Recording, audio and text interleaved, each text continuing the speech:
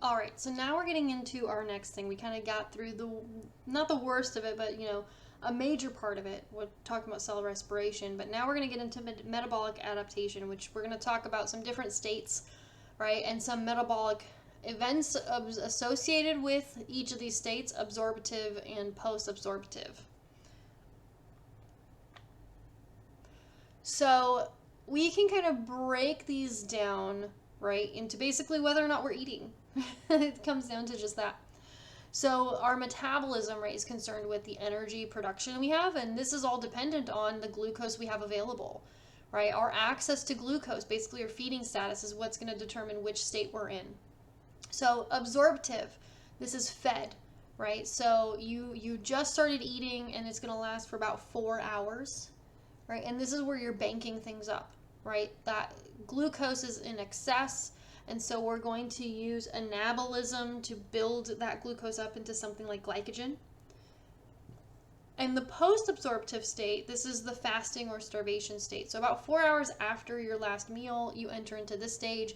This is where you start withdrawing, right? So you take, you've used up glucose free floating in the blood, and so now we're going to have to break other things down like glycogen to create more free glucose that we have available.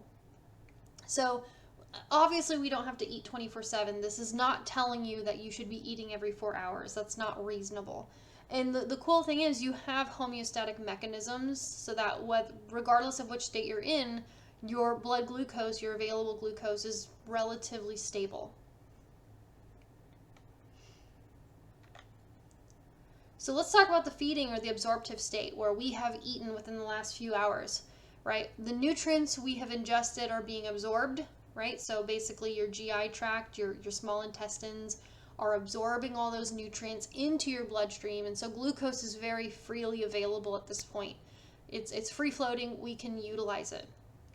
And so we can utilize it and we can bank it for later, so storing it in the form of glycogen or converting it into fat, right? It takes about 4-ish hours, right? So about half of your day is spent in an absorptive state. The other 12 hours, especially like when you're sleeping, right, is fasting or starvation state. You're not absorbing from the GI tract anymore because you haven't eaten anything recently. And so we're going to use what we've banked up earlier. We're going to break down glycogen, we're going to break down fats, we're going to break down protein, right, through catabolic reactions to increase that blood glucose level so that we can consistently make ATP. So this is one of our homeostatic mechanisms to maintain blood glucose, right?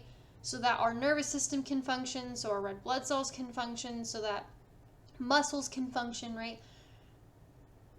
Even though we're not constantly eating, we have homeostatic mechanisms to keep that blood glucose level relatively consistent regardless, right? So if there's an excess, we have a system to bank that up in the form of glycogen or fat.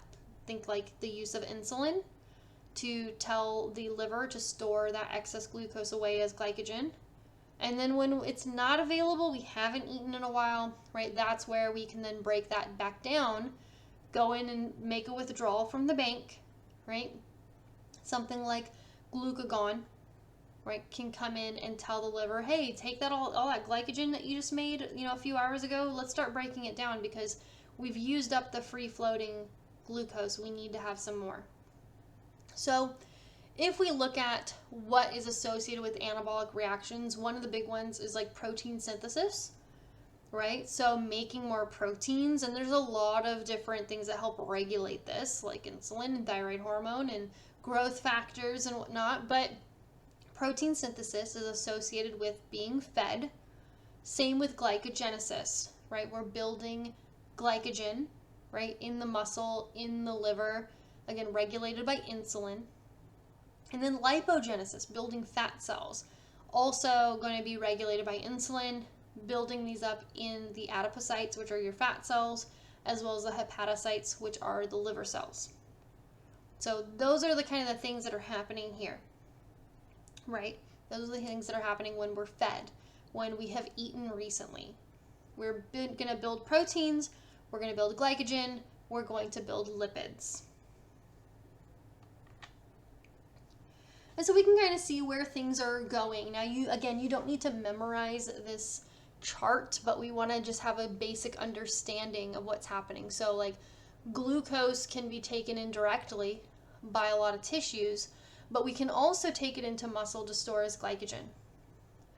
That glucose can also be stored as glycogen in the liver, right? So some will be stored as glycogen. Others, if there's too much, right, then we can start storing it not just as glycogen, but also as triglycerides, so fats. Those triglycerides can hang out here, or they can end up in the adipose or the fatty tissues. Amino acids can be used to build proteins, right, both in the liver and in the muscle, and triglycerides, they can make their way directly to that fat.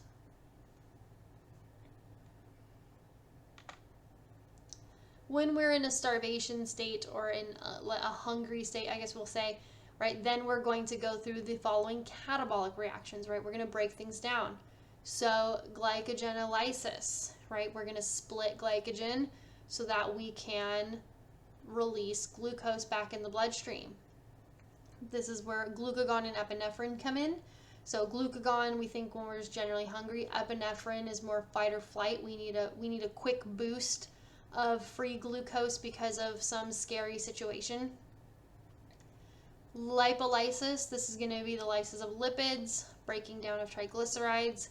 Epinephrine also can help with this. But also cortisol, thyroid hormones, right, and insulin-like growth factor. We can break down proteins. We don't necessarily want this to happen. This is more of an emergency, but if it comes to it, we can break down skeletal muscle, break down the proteins that are found in skeletal muscle into their amino acids, right? Again, this can happen to most of the cells. This is regulated by cortisol as well. And then gluconeogenesis, this is where we're building new glucose from non-glucose molecules. So we're taking amino acids, lactic acid, glycerols, things like that, and we're building glucose out of it. We see this in the liver, we see this in the kidneys. And then ketogenesis, building ketones. This is when we break down fatty acids and ketogenic amino acids. So the liver, right, and cortisol, thyroid hormones, epinephrine will also help us break down fats. And this is the whole basis for things like the keto diet, right, is to form ketones, right, by breaking down fats. And so when catabolism takes control, right, we're seeing proteins being broken down into amino acids, glycogen into glucose, triglycerides into their glycerol fatty acids. And that glucose and fatty acids and ketones can be our major fuel source. And that we can use things like amino acids and keto acids to build things like glucose. So where does this all play in?